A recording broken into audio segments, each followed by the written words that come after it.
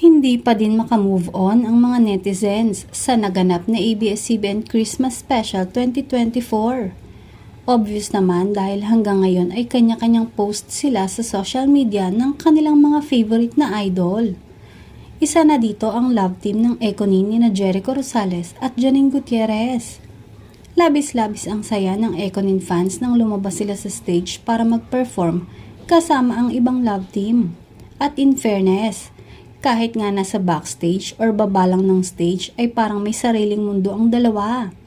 Puro kwentuhan at lambingan kahit nagkikita at magkasama naman sila palagi. Mapapansin talaga ang pagiging gentleman ni Eko kay Janine dahil kahit saan sila nakapwesto o magpunta ay nakaalalay at katabi ng aktres si Eko. Komento nga ng ibang fans, para bang ayaw ng aktor na mawala sa paningin niya si Janine na ikinakilig naman ng sobra ng kanilang mga tagahanga.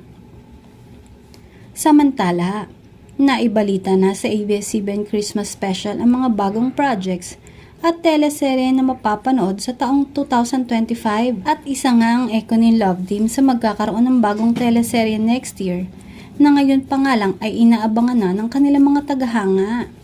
Kaabang-abang naman kasi talaga ang tambalan ni Janine at Jericho na tiyak magpapakilig sa mga manonood.